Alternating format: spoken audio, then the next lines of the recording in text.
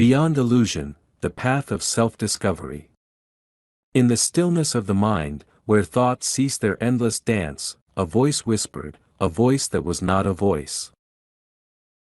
It was the echo of the soul, resonating through the chambers of existence. Why do you seek answers in the noise of the world? It asked, a question that was not a question but a reflection.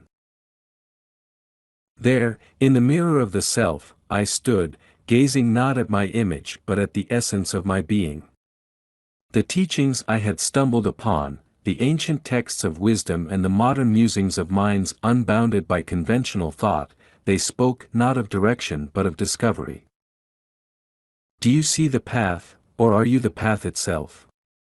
The voice continued, its tone a melody of inner truths and unspoken realities. It was a journey without steps, a learning without lessons. The books, the gurus, the myriad philosophies, they were but signposts to a destination that was never truly apart from me. In my youth, an inexplicable knowing had stirred within. A recognition of something profound, something beyond words. Are you the seeker, or are you what is sought? In the teachings of the great sages, in the silence of the Maharshi, I found not answers but affirmations of a knowing that had always been.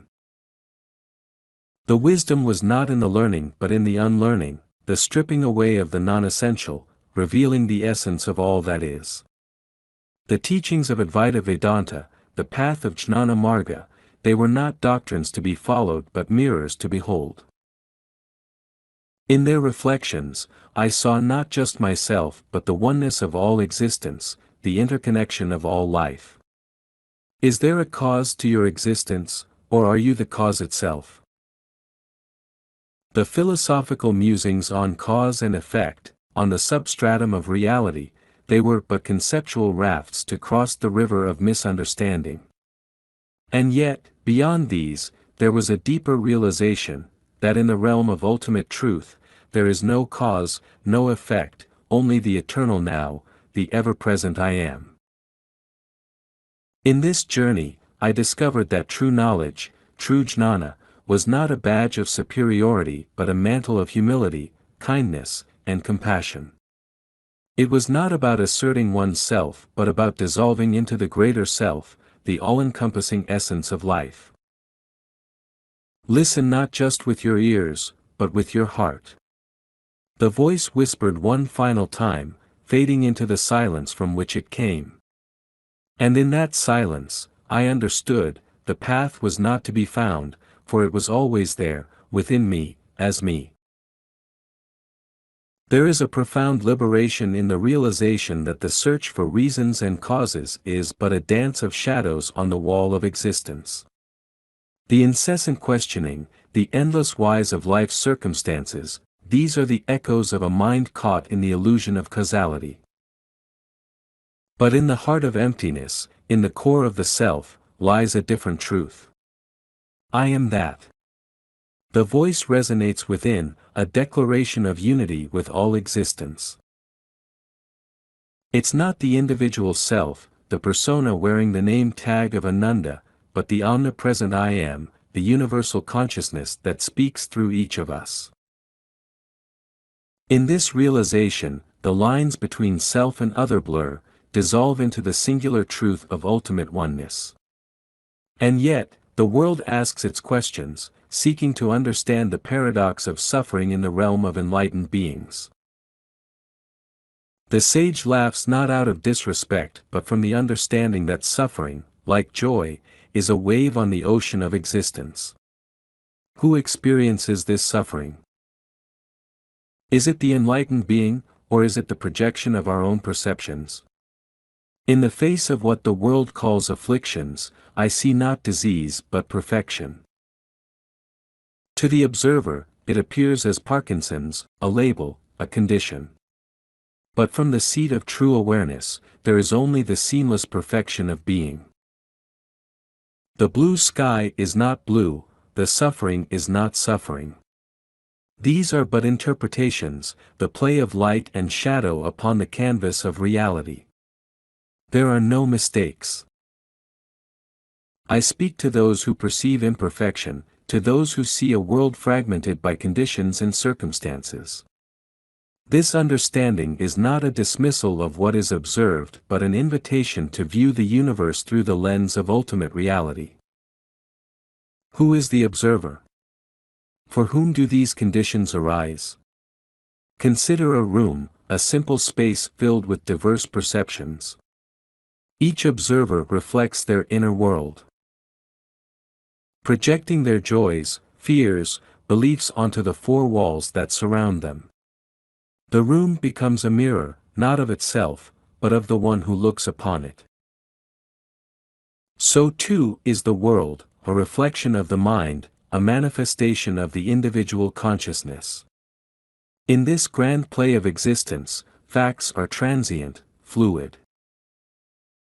A death occurs, a fact in the realm of the temporal, but in the realm of truth, we are all eternal, unborn, undying. This perspective, this confession of mine, may seem futile to many, for it offers no doctrine, no method, no path. Yet in its apparent uselessness lies its power. Lives are transformed, not by the grasping of teachings, but by the opening to the truth that lies within them, the truth of bliss, of happiness, of the ever-present unfolding of spiritual awakening. As the chapter closes, the reader is left with a question, not to be answered but to be lived: who are you in this unfolding universe? Are you the seeker of truths, or are you the truth itself, ever present, ever aware, in the dance of existence? In this spontaneous unfolding of existence, there lies a profound simplicity. It's in the mere act of being present, without the clutter of thoughts, without the strain of effort, that the true essence of satsang, the gathering in truth, is revealed. Here, in the absence of self-improvement schemes and mental gymnastics, the innate goodness of emptiness, the nirvana of absolute reality, is experienced. I am that. Echoes as a fundamental truth, transcending personal identity. The voice of omnipresence speaks, not as an individual but as the collective consciousness of all. It is in this unified field of existence that questions arise, seeking to understand the role of places and symbols in our journey of enlightenment. The story of Ramana Maharshi and Aranakula serves as a testament to this. For Ramana, Aranakula was not just a hill but a beacon of spiritual calling, deeply rooted in his ancestral devotion to Shiva. Yet, this profound connection was unique to his experience. For others, Aranakula could be just an ordinary hill, devoid of any spiritual significance. The essence of these sacred spaces lies not in their physicality but in the personal meanings we attach to them. This subjective nature of spiritual experiences is further illustrated through the story of a healing shrine in Italy. A place revered and believed to perform miracles, only to be revealed as a foundation built on nothing. The numerous healings were not the works of a saint or the shrine itself, but the manifestation of belief, the power of the mind convinced of its own healing potential. Hence, the importance of these natural areas, these symbols of spirituality, is largely a creation of the mind. They become significant only when we invest them with our beliefs and energies. In the end, the true journey is an inward one, a path of self-discovery and realization. As you come to understand who you are, the mundane becomes sacred. The words of Moses ring true: the ground upon which I stand is holy ground. It's not that certain places are holy, but that holiness is found in everything when you realize your unity with all there is. The sacredness of the earth, the spirit of the whole, is a reflection of your own divinity. The earth, like the universe, is an emanation of your inner self. Its strength and vitality are a mirror of your own. In this understanding, the concept of the earth as our mother, as a giver of birth to a new state of being, is seen in a new light. The earth holds no power independently, it is empowered by the collective consciousness of humanity. It is within us that the Mother and the Father, the Creator and the Sustainer, reside. The perceived external powers are but projections of our collective inner strength. Everything changes, and in this constant flux, the eternal truth is revealed: nothing external exists in isolation. What we perceive as real is ever-changing, ever-evolving, and in this impermanence, we find the unchanging reality of the self. Reflect on the fluidity of existence, the constant metamorphosis of form and identity. Your body, once no more than a microscopic entity, transformed through stages: a baby, a teenager, an adult. This perpetual change is a dance of forms, from the microscopic to the tangible, yet through all these changes, the self remains unchanged, the eternal witness to the play of life. This impermanence, this ever-changing nature of existence, extends to all things. The chair you sit upon, once part of a tree, has transformed, yet its essence remains part of the great cycle of being and becoming. Everything emerges from nothingness, a void that is not empty but brimming with the potential of all existence. Life, in its essence, is akin to a dream. Dreams, vivid and encompassing while they last, vanish upon awakening. This life, too, is a dream from which we shall awaken, realizing the ultimate truth that there is no power outside of the self, and paradoxically, even within the self, power as we perceive it does not exist. Only the self is real, everything else is a play, a mind game leading us deeper into illusion. Consider the sky, its blueness a constant yet ever-changing canvas. To deny the blue sky is not to deny its existence but to recognize that the sky, like all phenomena, is a manifestation of the self. The blue sky, the stormy clouds, they are all expressions of the same reality. In the realization of the self, distinctions fade, and everything becomes an expression of Satchitananda, being, knowledge, and bliss. This understanding transcends the enjoyment of phenomena. When the ego dissolves, there is no you left to enjoy or suffer. You become the experience itself, unshaken by the changing tides of life. Thunderstorms and blue skies are seen with equal equanimity. You are the bliss that permeates all existence. Yet, the journey to this realization is unique for each individual.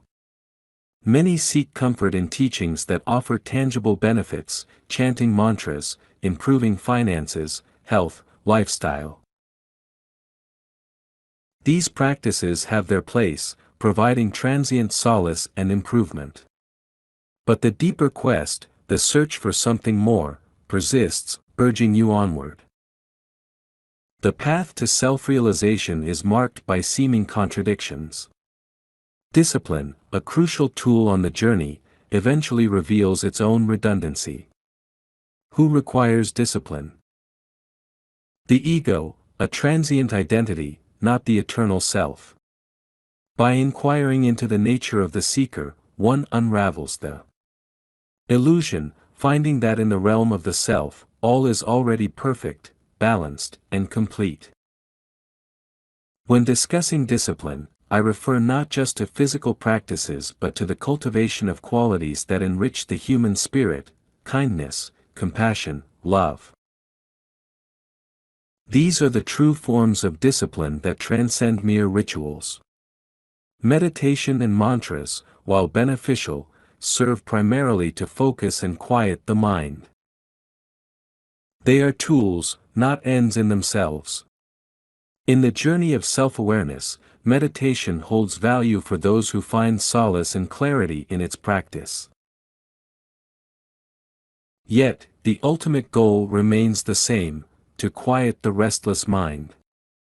When the mind is calm, the illusion of a separate, suffering world dissolves, revealing the underlying unity of all existence.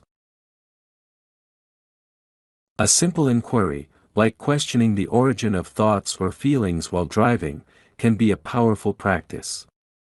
It's not about engaging in a mental debate but about observing and detaching from the thoughts. The continuous questioning, "To whom do these thoughts come?" leads to a profound realization that the thoughts, the emotions, are not you. They are transient visitors in the vastness of your being. This practice, while simple, can have a transformative effect. It's a way of dissolving the I, the ego, and uncovering the true self. But it is important to remember that this isn't about withdrawing from life or neglecting responsibilities. On the contrary, as you delve deeper into the nature of the self, you engage in life with greater clarity and purpose. The realization that the I is an illusion, a construct of the mind, leads to a profound freedom. This freedom is not a disengagement from the world but a deeper engagement from a place of understanding and wholeness. The world, with all its activities and responsibilities, continues, but your relationship with it changes. You no longer identify with the limited ego but act from the spaciousness of the true self. This shift in perspective changes how you experience everything. Activities, whether it be yoga or daily chores, are no longer about strengthening the ego but about expressing the natural flow of life. You allow your body to do what it needs to do, recognizing that its actions are not who you are. Your true nature is beyond any physical activity or mental construct. In this realization, the essence of discipline is redefined. It is no longer about control or suppression but about the natural expression of your true nature. It's about living from a place of inner stillness and clarity, where every action, every thought, arises not from the ego but from the boundless self. This is the discipline of the self, a discipline that is not imposed but naturally unfolds as you awaken to your true nature. The concept that we are not the doer is fundamental to understanding our existence. It liberates us from the anxiety of action and inaction. Whatever is meant to happen will unfold naturally. Concerning oneself excessively with outcomes, such as financial worries, only strengthens these fears. Instead, embracing your omnipresence allows for a more harmonious flow of events. When faced with fears, such as the fear of poverty, turning the inquiry inward, "To whom does this fear come?" can be profoundly enlightening. This fear is rooted in the ego, which perceives lack and limitation. Remember, nature effortlessly provides for its creations. The trees are never without leaves, nor do flowers fail to bloom. Similarly, you are an integral part of this natural abundance. Perceptions of wealth and poverty are constructs of the ego. In the state of the true self, these distinctions lose their meaning. The ego's fear of poverty is a sign of moving away from the self. When you are aligned with your true nature, you transcend these dualities and experience a state of inner richness. The journey is not about changing external conditions but about realizing your true nature. Changing partners, jobs, or locations might seem like solutions, but they only address the surface. The root lies in your perception and state of consciousness. If you carry a mindset of lack, you will encounter lack wherever you go. Thus, the change must begin within. This inner transformation aligns with teachings like Jesus' words, "Seek ye first the kingdom of God, and all these things will be added unto you." It signifies that when you attune to your true nature, external conditions will naturally align in harmony with your state of being. For those facing physical or financial challenges, like disabilities or unemployment, the temptation is to use visualization techniques to create a better future. While these practices have their place, the deeper solution lies in cultivating inner happiness. Happiness is not contingent on external circumstances but is a state of being. By finding joy in your essence, in simply being, you create a foundation for positive transformation in your life. In essence, self-inquiry is not just a technique but a way of being. It's about understanding that you didn't come into this existence to suffer but to realize your true self and live joyfully. In this realization, the various conditions of life, be they wealth, health, or relationships, will naturally align with your inner state of contentment and harmony. The dialogue shifts to the topic of material possessions, wealth, and the societal misconception that prosperity is tied to physical assets. It's underscored that true wealth lies in discovering oneself. The pursuit of external possessions, while often seen as a measure of success, pales in comparison to the inner richness that comes from self-realization. This perspective is further illustrated through discussions on practical matters like health insurance. While insurance is often seen as a safeguard against uncertainty, it's also recognized as a manifestation of fear of illness, of lack. However, in the state of self-awareness, such fears lose their grip. Decisions about insurance or material possessions then become choices made from a place of clarity, not anxiety.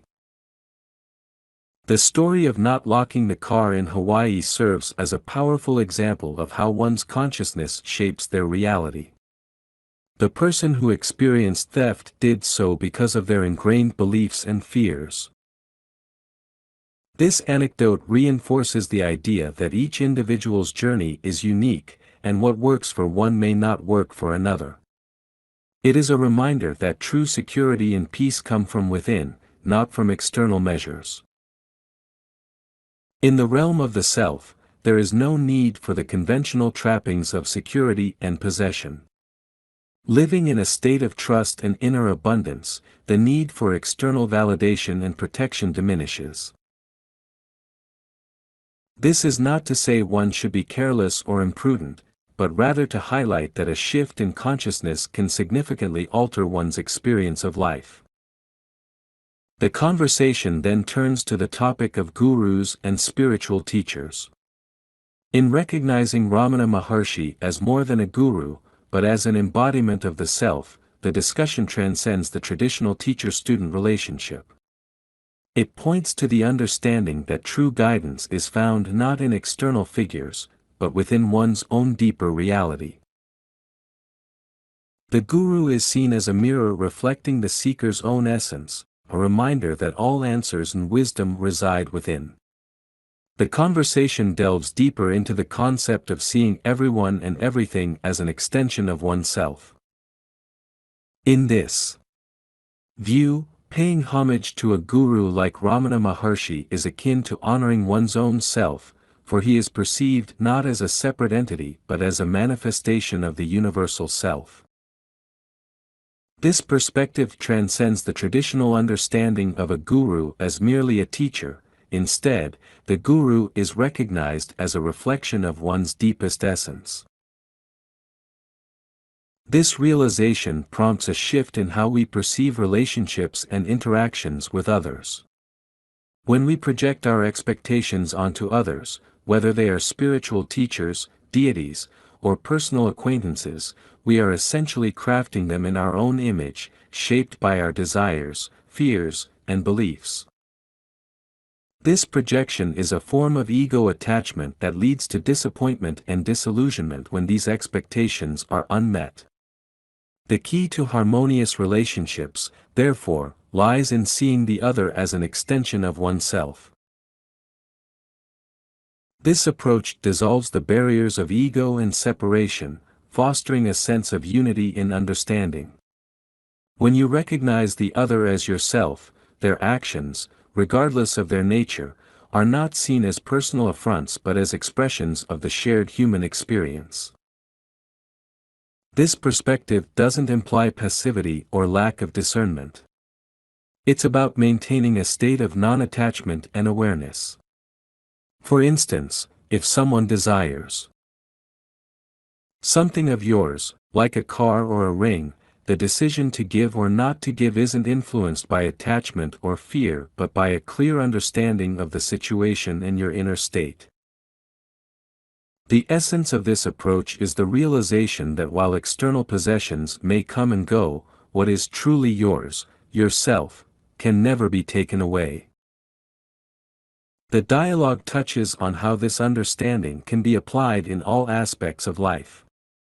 Instead of seeking to change external circumstances, the emphasis is on self-transformation. By working on oneself through practices like self-inquiry, one cultivates a state of mind where external situations lose their power to disturb. This inner transformation reflects in how one interacts with the world, leading to a life of balance and equanimity. In summary, this section of the chapter, Ananda, highlights the importance of seeing everyone and everything as an extension of the self. It emphasizes the role of self-inquiry and inner transformation in achieving a state of peace and harmony, both in personal relationships and in one's general approach to life. The essence of non-attachment is explored further, emphasizing that true love is not about possession or control. When you love without attachment, you are free to fully embrace the other person without the constraints of expectations or demands. This kind of love is profound and unconditional, yet it does not mean allowing oneself to be mistreated or taken advantage of. It's a balance between compassion and self-respect. The discussion then shifts to the concept of self-sacrifice. The idea that one would give up their life for another is presented not as a loss but as an expression of the deep connection and unity with all beings. In the realization of oneness, the notion of sacrificing one's life loses its traditional meaning because the individual life is seen as part of a greater whole. Addressing the issue of emotions, the conversation points out that emotions are often products of conditioning and ego. By asking, "To whom do these emotions come?" one can start to unravel the source of these feelings. This practice of inquiry is not meant to be a mechanical repetition of words but a heartfelt investigation into the nature of one's experience. The topic of affirmations is also examined. While affirmations can be helpful in certain contexts, they can also reinforce underlying fears or desires. For instance, affirming health can inadvertently focus on the fear of illness. The key lies in understanding the duality inherent in affirmations and focusing instead on the realization of one's true nature, beyond physical and mental conditions. The chapter concludes by reiterating the importance of self-inquiry and the realization of the self. In this state of understanding, external affirmations and emotional reactions lose their grip, and one can live in a state of peace and clarity, free from the dualities of health and illness, joy and sorrow, love and hate. The dialogue navigates the intricacies of creation and manifestation, addressing the notion of whether we are responsible for creating or manifesting the self. The response is clear: the self, akin to the concept of God, needs no manifestation, for it already exists in its purest form. The mind, perceived as the creator within the material realm, constructs the ego and the illusions accompanying it. The discussion then flows into the realm of art and music. While these expressions are valued and considered of a higher consciousness, they are still part of the relative world. In the state of true self-realization, one transcends the need to create art or music, for they become an inherent part of being. This leads to a deeper exploration of the process of self-inquiry. The inquiry, "Who am I?" is not about generating an intellectual response, but about opening oneself to a pre-existing truth. It's a process of shedding light on the reality that has always been there, obscured by the clouds of ego and mind. In this journey, the role of the mind and ego is scrutinized. The ego, created by the mind, acts as a barrier to the realization of the self. By tracing the ego and mind back to their source through self-inquiry, both are transcended, revealing the ever-present light of the self. The analogy of the sun and clouds is used to illustrate this concept. The sun, representing the inner light or the self, is always shining. The clouds, symbolizing the ego and mind, temporarily obscure this light. It's not the absence of the sun that's the issue, but the presence of clouds. By dissipating these clouds through self-awareness, the ever-shining sun, the self, is revealed in its full glory. This segment of the chapter concludes by reiterating the interconnectedness of the ego and mind. The realization that these are mere constructs, and by understanding and transcending them, one can experience the true nature of the self, unobstructed and luminous. The dialogue turns to the role of ego in the creative process, particularly in arts like theater. There's an exploration of whether the ego is necessary as a tool for creation, and if it's possible to participate in the world while being aware of the ego as a mask. The response underscores that while one can engage in creative pursuits, true freedom comes from non-attachment and realizing that one is not the doer. The ego, whether in artistic expression or other aspects of life, ultimately pulls one back to worldly attachments. The conversation further delves into the function of the ego in different stages of life, particularly in youth where ambitions and aspirations are often ego-driven. The perspective offered is that while the ego seems to play a role in driving certain actions, it is never truly necessary. The ego's existence is an illusion, a part of the dream of life. The key is to keep focusing on the self, and everything else, including one's path and purpose, will unfold naturally. The theme of abundance is also discussed, shifting the focus from external manifestations of wealth, like cars or material possessions, to an inner state of abundance. True abundance is identified not with the accumulation of things but with the realization of one's innate fullness and completeness. It's a state of being, not having. As the conversation shifts to consciousness, a distinction is made between consciousness and the self. Consciousness is described as a creative principle, a step before the realization of the true self, and responsible for all manifestations in the material world. Yet, in deeper states of awareness, such as in deep sleep or dreamless sleep, consciousness exists, but ordinary individuals are not aware of it. A jnani, or enlightened being, remains aware even in these states, signifying a higher level of enlightenment. The chapter concludes by emphasizing that the self permeates all states of being, waking, dreaming, and deep sleep. The difference lies in the level of awareness and realization.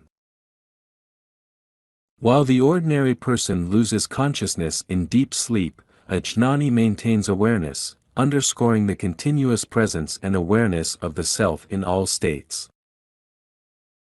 The dialogue addresses the difficulty of understanding awareness without a subject or object, the challenge of comprehending consciousness without duality. To elucidate this, the example of a baby is used. A baby, though asleep and unaware, still interacts with its environment, such as sucking on a bottle. Similarly, in the state of dreamless sleep, one is pure consciousness, engaged but not consciously aware. However, in self-realization, this pure consciousness becomes aware of itself, akin to being awake in the deepest sense. The nature and meaning of dreams are then explored. Dreams are seen as part of the relative world, arising from past experiences and fears. They are the mind's way of processing and venting emotions, acting as a release valve for the subconscious. In the awakened state, dreams lose their significance and are understood as mere projections of the mind. The discussion emphasizes that dreams are the domain of the ego, not the self. This understanding is key to changing one's mood after a disturbing dream. By questioning who had the dream, and recognizing it as an egoic process, one can detach from the emotional impact of dreams. It's a shift from giving dreams power and significance to seeing them as transient mental phenomena. The chapter concludes by reinforcing the concept that dreams, while they may seem meaningful, are ultimately part of the illusion created by the ego. In the journey toward self-realization, dreams are recognized as neither the truth of our existence nor a guide to understanding the self. Instead, they are seen as ephemeral experiences, important only insofar as they reveal the workings of the mind and the ego.